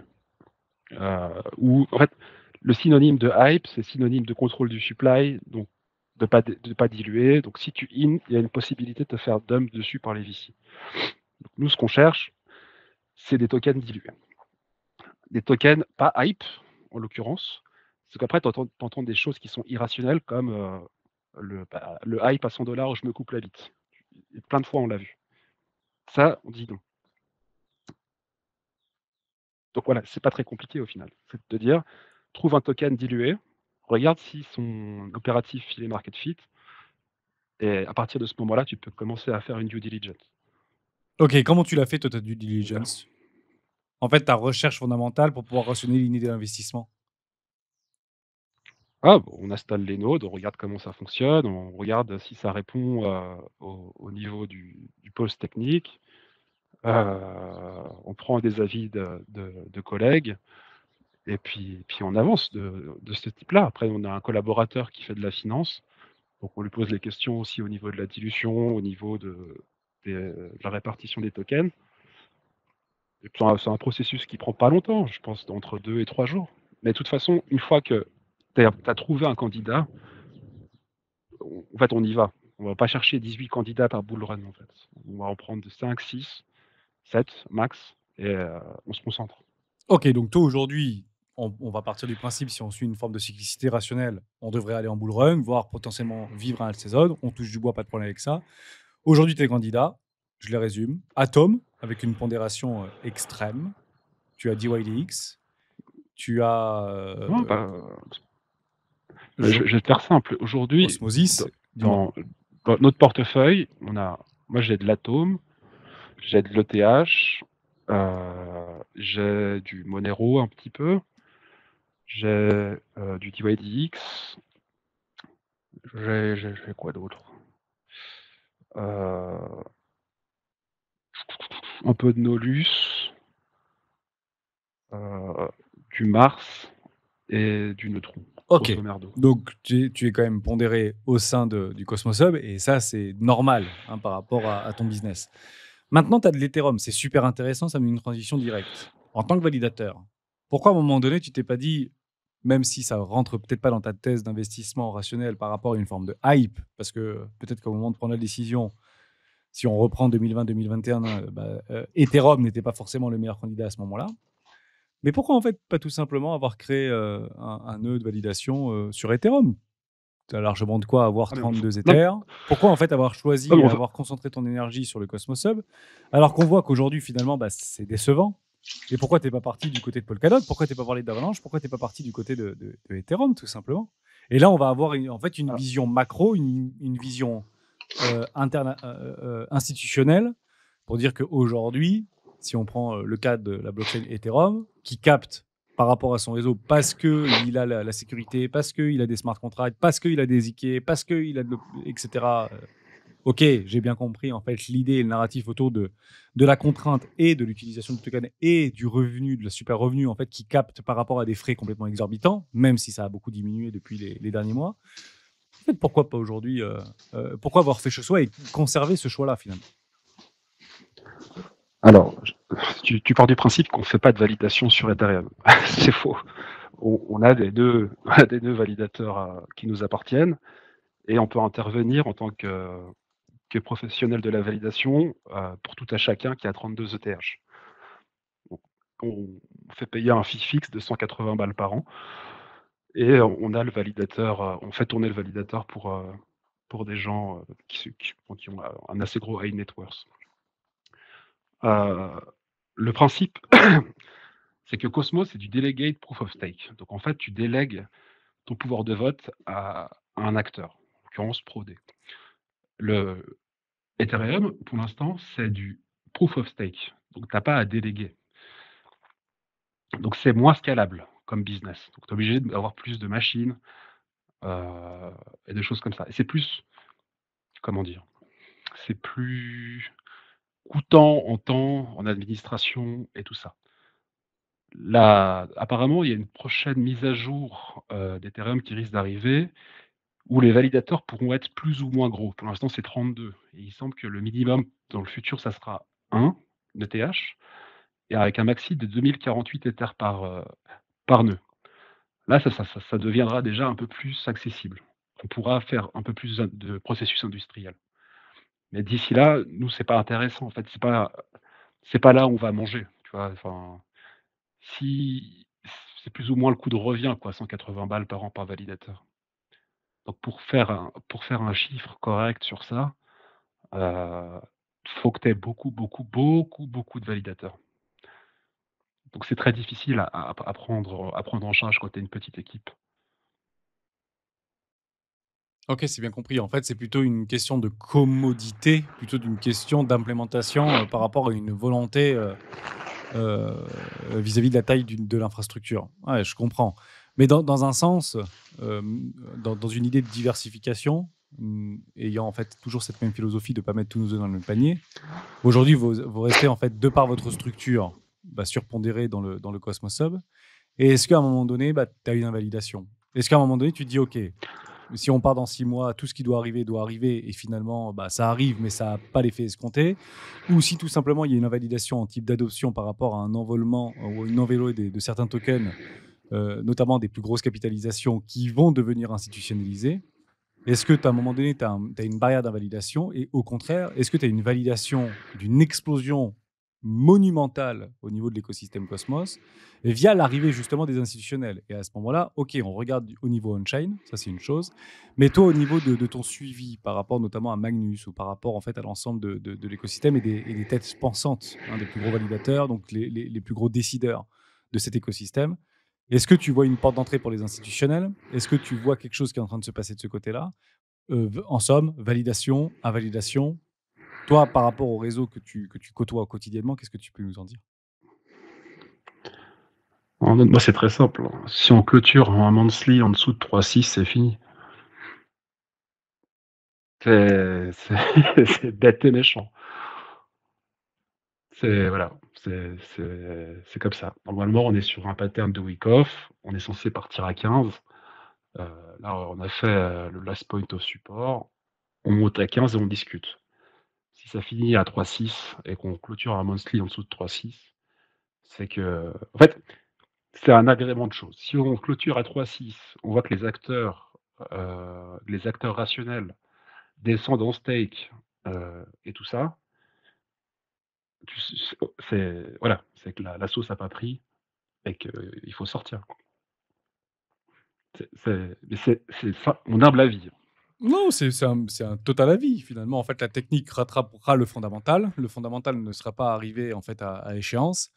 Et en fait, une validation technique, comme on l'exprime depuis, en fait, quelques mois, j'ai presque envie de dire années maintenant, parce que ça fait rien depuis presque années. On a des trendlines. Au-dessus de 15, on clôture au-dessus de la trendline et on part, en fait, to the moon, potentiellement, en termes de hype qu'il pourrait y avoir autour de ce projet, pour aller chercher d'abord un milieu de range, donc une moyenne de range, puis après derrière une expansion. Pourquoi pas par rapport, en fait, à la traction et à l'attraction du réseau tel qu'il a été, en fait, prévu initialement et tel qu'il est imaginé et pourquoi pas proposé dans un futur finalement pas si éloigné. On peut partir de ce principe-là. Dans un sens, c'est comme dans l'autre. 3-6 invalidation, validation au-dessus des 15. Et dans un monde fabuleux, on a fait un travail avec la communauté des rois il y a une semaine, quasiment jour pour jour. Et j'avais corrélé par rapport à la capitalisation boursière des différents écosystèmes. Je prends l'exemple de Solana, c'est 800 milliards. Je prends l'exemple de Atom, c'est 22 milliards. Je prends l'exemple de Ethereum, c'est un peu plus de 1000 milliards de capitalisation. Donc on voit en fait le gap est colossal entre ce qui est en train d'être proposé par les plus gros acteurs du marché en tant que blockchain les plus grosses et les plus capitalisées, donc les plus sécurisées et les plus attractives par rapport à une implémentation application, donc d'usage également. Est-ce qu'il y a une forme de vampirisation qui pourrait être faite vis-à-vis du Cosmos Hub pour intégrer les différents projets et ces différentes blockchains au sein de l'interchain? Donc, l'idée cosmopolite, j'ai presque envie de dire que le Cosmos Hub devient un petit peu comme on pourrait trouver quelques villes du monde, comme New York, par exemple, ou comme Dubaï, ou comme ces villes extrêmement cosmopolites qui viennent en fait à l'intersection d'énormément de communautés de pays différents. C'est un petit peu l'idée que je me fais moi personnellement du Cosmos et de l'ensemble de ces applicatifs. Est-ce que tu partages mon idée? Est-ce que potentiellement chacun chez soi, c'est plutôt pas trop mal? Ou de toute manière, in fine, il n'y a pas d'autre choix que de faire migrer l'intégralité des blockchains telles qu'on les représente aujourd'hui, même les plus capitalisées, au sein du Cosmos Hub. Et ce que tu nous dis depuis maintenant quelques dizaines de minutes, c'est grosso modo qu'il y aura un impact réel de par une forme de contrainte nouvellement créée via Skip, notamment, par rapport à des nouvelles idées qui peuvent germer au sein de ces équipes, pour dire il n'y aura pas d'autre choix qu'à un moment donné de voir s'apprécier le token Atom. En fait, j'ai presque envie de dire, c'est inévitable finalement cette histoire. Alors, je te reprends sur un mot. C'est pas une contrainte. C'est parce que tu ne contrains personne à utiliser les produits de Skip. Ça, ils vont être proposés au public. Soit ça fonctionne parce qu'il y a eu un bon bidi. Et dans ce cas-là, automatiquement, il y aura du burn d'atomes, donc tu améliores les fondamentaux. Donc en fait, quand tu vas stacker, tu gagnes ton APR, enfin ton real yield, il va augmenter. Donc tu vas plus se stacker. Donc une fois que tu auras plus se stacker, tu vas dépasser les 67% de bounding rate. Donc l'inflation va diminuer. Donc ton token sera, enfin tu vas avoir un burn qui va être quasiment plus grand que le real yield. Ça devient un asset assez sexy. Il faudrait stopper l'inflation vers les 7% pour que tu puisses en fait mettre en collatéral de l'ETH pour racheter du Atom. En fait, tu as une boucle financière qui est assez intéressante si tu fais ça. Et est-ce que c'est potentiellement possible? La réponse elle est oui, mais il faut que l'interchain hub, l'interchain router fonctionne. Et en fait, dès que tu as commencé à créer de l'attraction sur le routeur, automatiquement les fondamentaux d'Atom changent. Parce que tu enclenches le burn ça rend attirant, ça il y a du staking et voilà, c'est la flywheel. Ok, Donc tu attires la liquidité. c'est complètement compris. D'accord, donc il y a un changement, non pas ici de consensus, mais plutôt ici un changement de processus qui est attendu au sein de l'attractivité du Cosmos dans son intégralité et à travers en fait son hub de sécurité Atom, de façon, en fait c'est mécanique tout simplement. Donc il y a quand même Exactement. il y a une partie prenante, une question qu'il faut se poser. Celle-ci sera potentiellement soit prouvée, soit malheureusement invalidée. Et en fait, on est tenu à une prouesse technique non pas technologique, parce que la technologie, je me dis qu'elle fonctionne jusqu'à preuve du contraire, mais une prouesse technique d'une volonté humaine, ici. Voilà, en fait, ce qui est super intéressant, à partir d'aujourd'hui, c'est très facile de monitorer qu'est-ce que fait Atom. Parce que tu peux prendre n'importe quel outil d'analytics, tu vas regarder, en fait, pour regarder, une fois que le routeur sera en place, tu auras juste à voir le nombre de transactions journalières sur le hub. Si ça monte, ça veut dire que le routeur il est utilisé, donc il y a une demande en Atom qui va accélérer, donc une pression haussière. Et si le nombre de TX ne bouge pas, c'est qu'il n'y a pas d'utilité et que c'est pas market fit ou qu'il n'y a pas de BD. Ok, et ça y est, Donc en fait, ça c'est disponible ou c'est c'est pas très disponible simple. ça, cet indicateur, enfin cette. Oui, sur SmartStake, je peux Ah, te l'envoyer bah si tu vas-y, veux. envoie-le-moi et comme ça on aura deux indicateurs à regarder avec la plus grande attention. Au moins ça nous donne en fait des choses concrètes. Un, on aura mis une scan, notamment avec les gros validateurs du Cosmos, notamment enfin, de Atom, du hub Atom, ici dans le top 30, dont toi, soit dit en passant. Et là tu me donnes un deuxième indicateur. Ok, le site je suis dessus, Smart Stake Analytics. Donc, bah, 2 choses à regarder. Vous avez les successful failed transactions, donc non daily transaction. Tu me dis daily transaction. Donc là, si tu vois, en fait, je me mets en all. Donc si je me mets en all, j'ai ici sur waouh, plus d'un an. Ouais, je suis en 2023, donc je suis quand même assez éloigné. Donc là, je vois en fait une forme de dégradation hein, en termes de daily transaction. Il y a une petite remontée. Bah, c'est typiquement ah oui, ça suit parfaitement le prix. Donc bah, actuellement, je vois plutôt une dégradation. Même si je suis aujourd'hui, c'est pas forcément cohérent, mais j'ai une diminution du nombre de transactions au niveau de Atom. Et si je vais en bas dans les daily active address, tentative d'attaque, semblerait-il, pour les 2 derniers jours.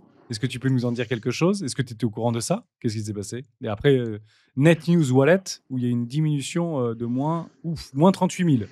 Donc il y a eu des centaines de milliers de nouvelles adresses qui ont été créées, actives, et beaucoup moins. Ça vient, c'est souvent ça? C'est régulier?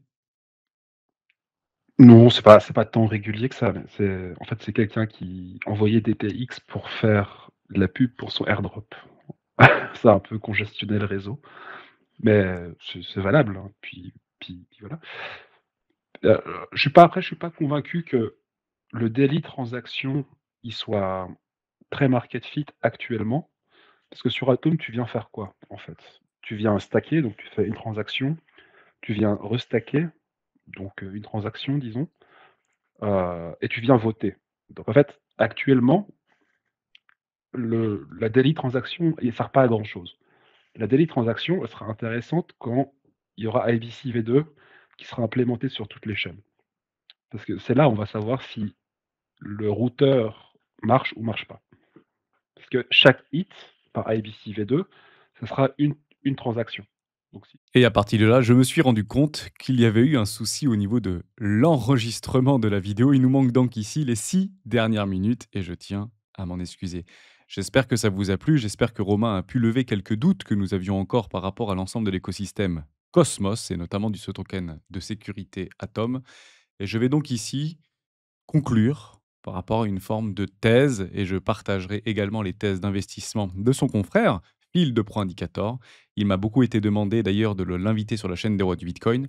On essaiera de le faire, on essaiera bien sûr de l'inviter, mais on le fera qu'en petit comité directement sur le Discord des rois du marché s'il accepte notre invitation. Je vous ai entendu. En somme, le paysage de la blockchain, qui est effectivement en constante mutation, avec notamment une tendance croissante vers l'interopérabilité. C'est pas quelque chose qu'on va vivre, c'est quelque chose qu'on vit déjà, ainsi que tout ce qui est le concept de modularité. Et il est vrai que le Cosmos SDK, comme on l'a pu le voir, notamment avec Elias ou encore avec Romain, est un framework open source qui permet tout simplement de construire des blockchains souveraines et interconnectées qui se positionnent ici comme un acteur clé dans cette évolution. Je parle bien sûr ici du Cosmos. Et cette thèse, qui explore le potentiel du Cosmos SDK, sur une dessinée a un impact sur ma philosophie elle-même, le tout décentralisé.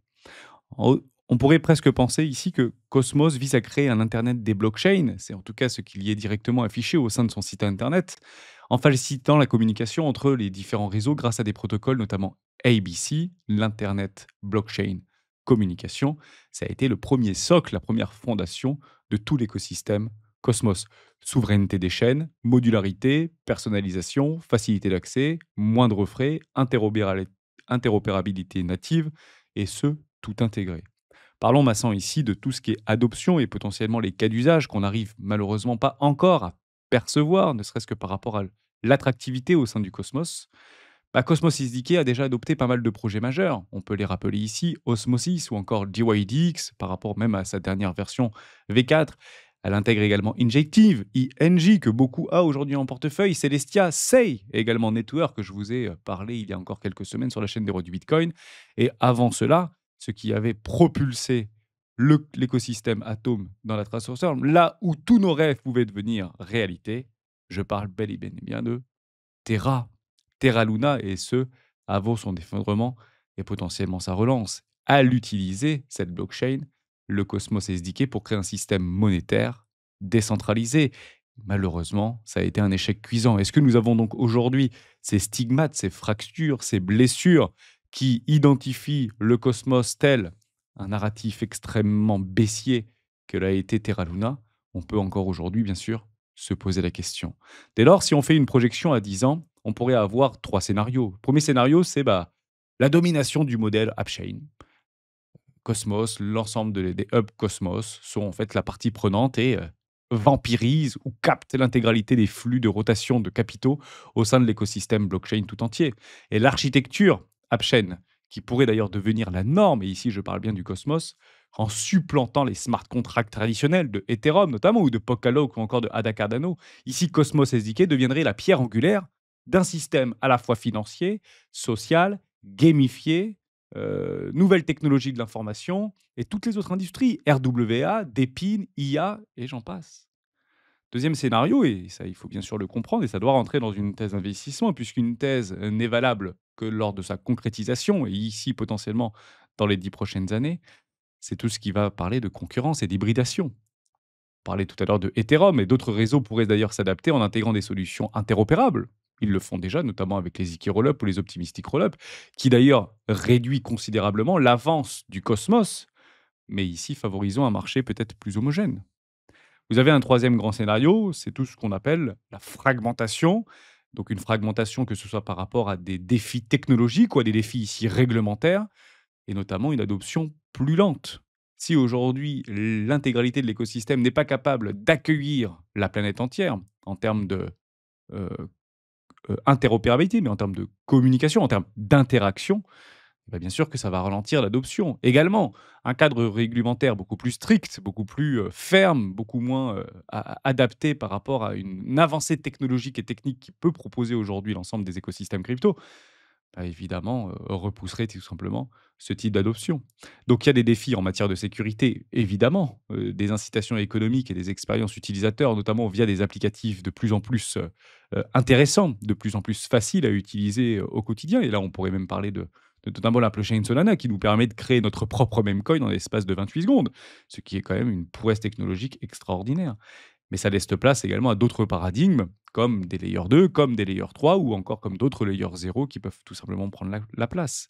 Et ça, c'est quelque chose à prendre en considération. On va pas forcément parler ici des risques et des menaces, parce que vous les connaissez tous.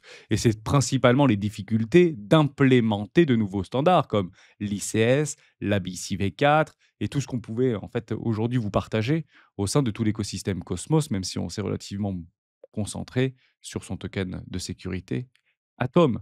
Ici, on pourrait même parler de la possibilité d'une blockchain plus dominante qui absorberait Cosmos. Puisqu'on est toujours sur ce même pied, sur ce même prisme de regard, on part du principe que le Cosmos tel qu'il est créé aujourd'hui a les capacités d'absorber l'intégralité de l'écosystème crypto, mais peut-être que quelqu'un d'autre pourrait le faire et absorber Cosmos, voire tout simplement le faire disparaître. Moralité, et je vous donnerai la note qui a été donnée par Romain pour une thèse d'investissement sur les 10 prochaines années, et quel est le prix à moyen, court, moyen terme par rapport à l'atome vis-à-vis de tous les éléments qu'il a pu réunir. Et juste avant cela, il faut comprendre que d'investir dans le cosmos, bah, que ce soit via Atom ou avec d'autres chaînes comme Osmosis, comme Celestia, comme Noble, comme d'autres cryptos aujourd'hui qui gravitent au sein de cet écosystème, présente un pari et je dis bien un pari, sur l'essor des blockchains dites souveraines et interconnectées si l'approche modulaire et l'IBC deviennent une norme. Or, aujourd'hui, ce n'est pas le cas, mais ça en prend le chemin. Et c'est d'ailleurs la raison pour laquelle je voulais vous remontrer les derniers tweets de Magnus, du directeur, si on pourrait le dire comme ça, du Cosmos Hub, si vous voulez, hein.